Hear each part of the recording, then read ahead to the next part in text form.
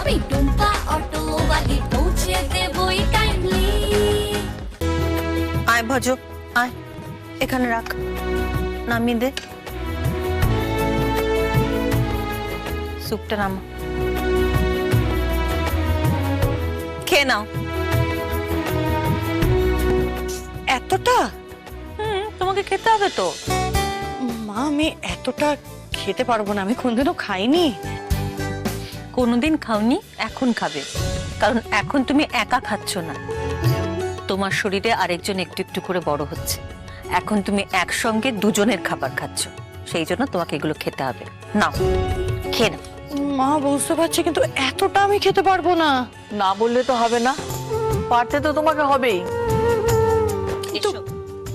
হা করো।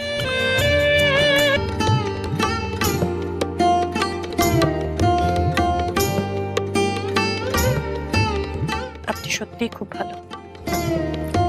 মায়েরা সবসময় ভালোই হয়, আর মায়েরা সন্তানের ভালোই চায় সবসময়।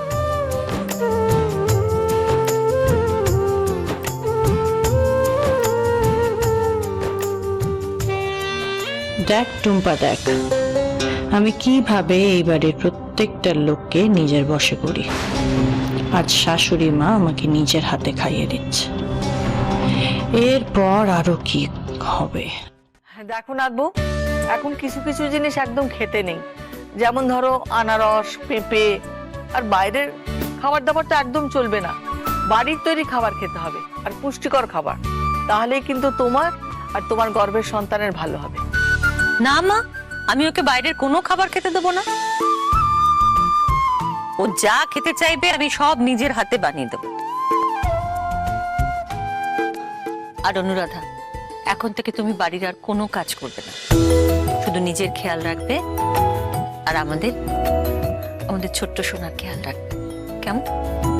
আপনি যেমন বলবেন মা।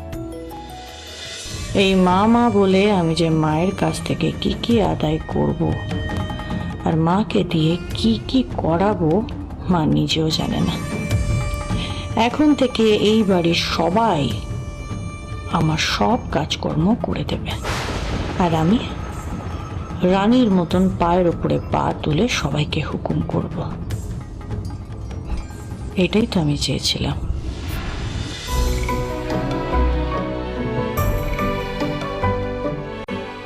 কোথায় যাচ্ছিস বাবা? মা আমার একটু কাজ আছে। ঠিক আছে, আমি এক্ষুনি তোর খাবারটা এনে দিচ্ছি, তুই খেয়ে বেরো। না না মা, আজ না, আমার একটু তাড়া আছে, আমি আসছি। কি এমন কাজ থাকে মা, না খেয়ে বাড়ি থেকে বেরিয়ে যেতে হয়? তা এতই যদি তাড়া, তাহলে একটু আগে তৈরি হতে পারে না? আবার তো তাড়াহুড়ো করে কোথায় গেল? যেখানেই যায় যাক, আমার আর কি, টুম্পার কাছে তো আর যাবে না। দেখ তো রুম্পা, তোর পছন্দ মতো সব রান্না হয়েছে তো? কিছু বাদ পড়েনি তো? না মামি, সব আমার পছন্দের হয়েছে, কিছু বাদ যায়নি। বেশ, খেয়ে নে মা। ও মা, আমাকে ফুলকপির তরকারিটা দাও।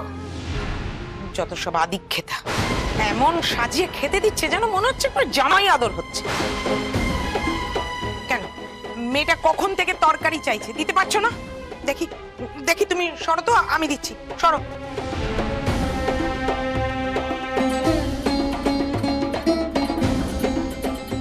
ওমা টুম্পা, খাবি না? হ্যাঁ মামি, খাবো তো, আজ আমি অনেক খাবো। আচ্ছা মামি, মামি তুমি যেমন আমাকে ছোটবেলা খাইয়ে দিতে, সেরকম খাইয়ে দেবে গো?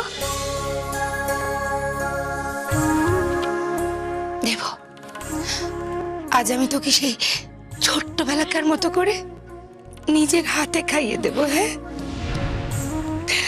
তারা দিচ্ছি।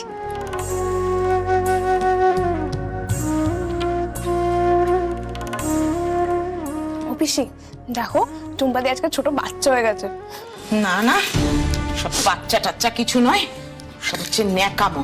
কতক্ষণ এই ন্যাকামো সহ্য করতে হবে কে জানে, ভাল লাগছে না। আর বেশিক্ষণ নয় মা, সোনালি, দোহাই তোমার, চুপ করো। আজকে মেয়েটাকে একটু ভালো করে পেট ভরে খেতে দাও, আর তো কিছুক্ষণের ব্যাপার। বৌদি আজ টুম্পার সাথে এরকম ব্যবহার করছে কেন? বৌদি কি সব ভুলে গেল? আমি বুঝতে পারছি না, আমার কেমন যেন পুরোটাই অদ্ভুত লাগছে। আচ্ছা, আমার কাছ থেকে কি বৌদি কিছু লুকোচ্ছে?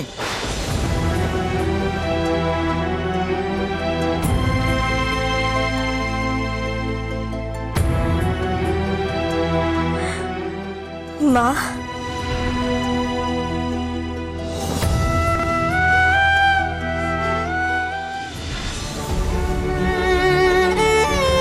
সোনালি, কি করছো এসব? মেয়েটাকে আজকে একটুখানি প্রাণ ভরে আশীর্বাদ করো। আমি তো আগেই বলেছি ও আমাদের কেউ না। এভাবে আমার কাছ থেকে মুখ ফিরিয়ে নিও না মা। আজ আমাকে শেষবারের মতো প্রণামটা করতে দাও, তারপর আমি আর কোনোদিনও তোমার কাছ থেকে কিচ্ছু চাইবো না।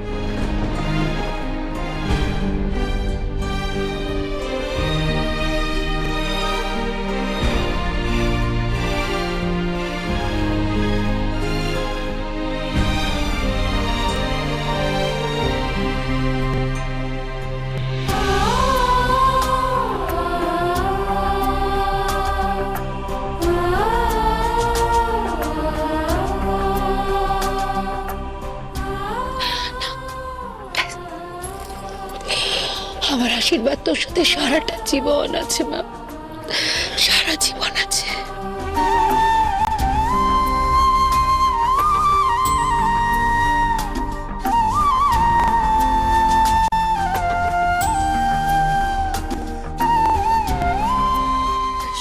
সবাই ভালো থেকো।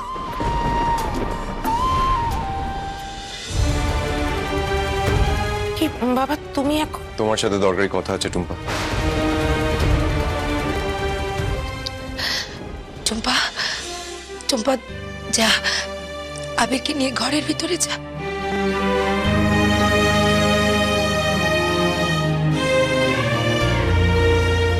আবির, যাও, তুমি ঘরে গিয়ে টুম্পার সাথে কথা বলো। আমি বরং তোমাদের জন্য চা নিয়ে আসছি। হ্যাঁ,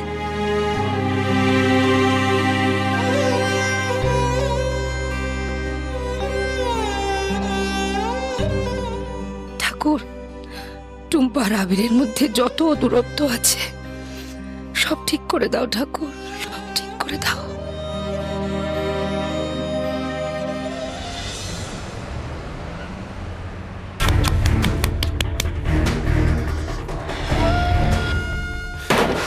স্যার, মাথা ঠান্ডা করুন। স্যার, মাথা ঠান্ডা করে বসুন না। আমি রেগে নেই রে যে মাথা ঠান্ডা করবো। হ্যাঁ, তুই আমাকে বলছিস কি করে? তোর এত সাহস হয় কি করে? আমি জানি আপনি রেগে আছেন, তবুও আমি বলবো, যে মেয়ে নিজে খাঁচায় ঢুকবে সে না ঢুকে আমাদেরকে ঢুকিয়ে দিয়ে চলে গেল।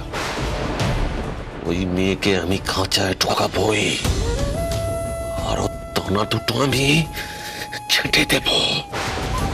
স্যার, মেয়েটাকে আবার খাঁচায় পড়তে যাবেন যদি ও কিছু করে? আমার কিন্তু হেবি ভয় করছে স্যার। মেয়েটা কিন্তু খুব চালাক। চালাক?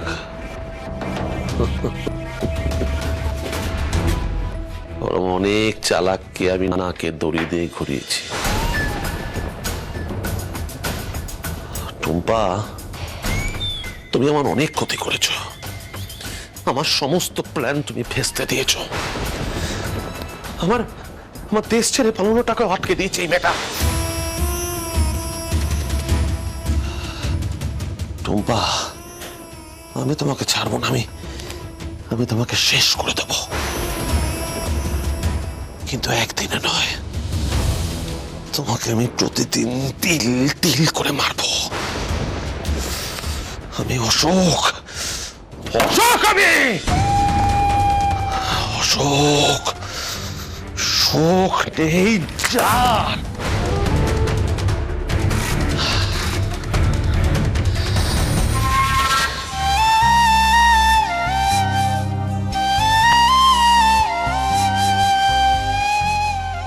আবির টুম্পা, কোম্পানির টাকাগুলোর ব্যাপারে আমি তোমায় ভুল বুঝেছিলাম। সত্যি তোমার কথাগুলো আমার বিশ্বাস করা উচিত ছিল, তাহলে হয়তো তোমাকে চোরের বদনাম নিতে হতো না। I am really sorry Tumpa. আমি সব কথাই আপনাকে সত্যি বলেছি, কোনোটাই মিথ্যে বলিনি।